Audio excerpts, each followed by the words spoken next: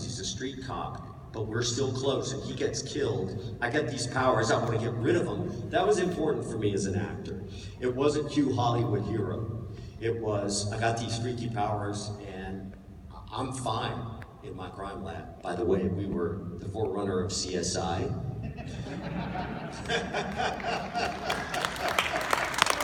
I said, I'm fine in my crime lab, but my brother gets killed, and then to avenge my brother's death.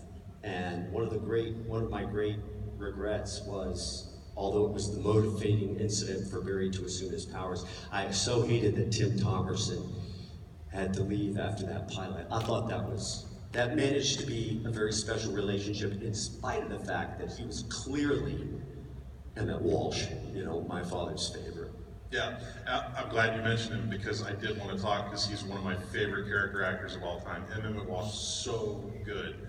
And all of the people you got to work with on that show, it was just a great ensemble. But let's just sing his praises for a second, because I mean, you guys had a great relationship on that show. I love the episodes that dealt with you and the parents, and I imagine, again, kind of like as a precursor to what you would end up doing many years later, those scenes had to be really special to play.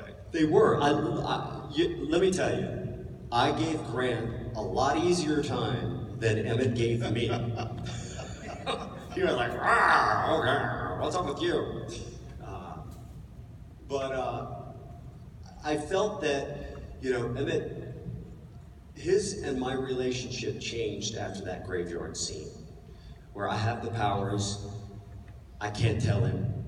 I know it would make him so proud. And he's telling me, I say, I'm going to avenge Jay's death. He says, Barry, don't point a gun unless you have the bullet in the chamber. And I say, I have the bullet, but I can't tell him. And I'll tell you, Emmett's in my relation. I won a little bit of respect from the man at that point. And it was a different relationship going forward. Yeah, Barry and his mom in the 1990s version were closer. So when I read how close the father-son relationship in the current Flash was, Henry being dead, but if that's a spoiler, why are you catch up? And then of course we got to talk about Mark Hamill, because Mark Hamill was so good playing the trickster. And one of those rare situations where an actor shows up on set that is like a diehard fan of the genre. You don't always see that, and he was so passionate about it. Those two episodes are really fun to watch, but when you're making those and playing off of each other, because that was kind of a bit of a renaissance for Mark. Mark had sort of been out of the public eye for many years at that point. So what were those episodes like to film? And in particular, I want you to tell, because I love the story, I want you to tell the story about the final episode and what you did when you guys wrapped at the end of that final episode. Yeah. Right. Well, first of all, as I said, I was very hesitant to play a costume superhero. So I was a little bit uptight, particularly at the beginning of that series. I didn't want to speak when I was in the suit, really. I wanted to be very monosyllabic. If I had my way, they would rarely have ever done a full suit reveal. It would have been a part of a suit, a muscle piece, a leg, and a streak, But Mark came in, working the spandex. He was full throttle, no holes barred, and I got to be silly with him because he mind controls Barry, and I had the trickster boots, and we're throwing bullets back at the policeman, and that great line that they wrote where I say, "It's not guns that kill people; it's these little hard things," and I throw the bullet back, and he was really. I was like, gosh, it's like maybe Ship. Maybe you shouldn't take yourself quite so seriously, But yeah, that was such a hard. I felt like I was on a runaway train. Yes, it was magic working on the back lot at Warner Brothers and coming over Barn Boulevard and seeing that Warner Brothers water tower and knowing I had a parking place on that back lot that was so historic and so many actors and famous stars had worked there.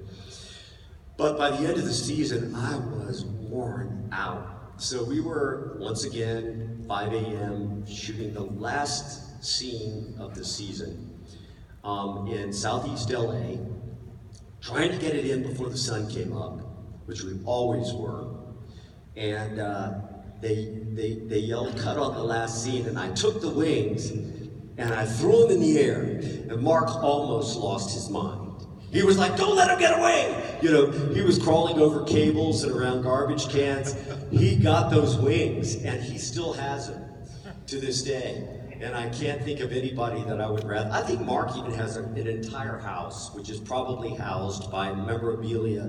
He's smart this way, you know, of all the roles that he's played and the iconic characters that he's created. Let's stand up, Mark. Sure. This feels good. Yeah. Well, I've been to Mark's house, and I can tell you for a fact he does have it's wall-to-wall memorabilia. Yeah. So I know you had a lot of fun with that. Now, when you started to play Jay Garrick at the time, because I mean, obviously you were very familiar with Barry Allen and the legacy of Barry Allen, but you know, Jay Garrick being the original Flash, were you familiar with that version of the character, and were you surprised at how much people immediately embraced that, and you playing that?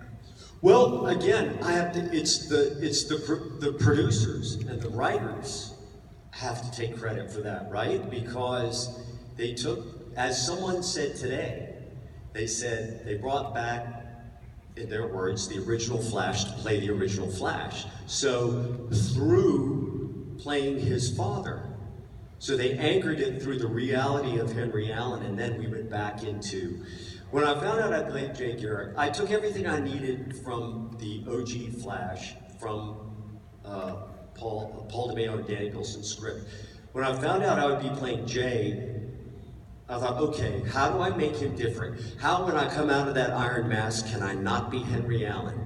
Because Andrew and I had discussed, if he comes out of the iron mask and it's Henry, where's the pathos in that? And I think the original line when I came out of the iron mask, and everybody's looking at me like I had two heads, and I had this beard and scruff, it was, is something wrong? And I said, well, that sounds a lot like Henry.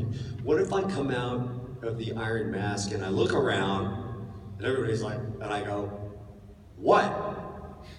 You know, it's like, yeah, I look like your dad, sorry about that, but here's the deal. You know, you're a superhero now, so what kind of superhero are you going to be?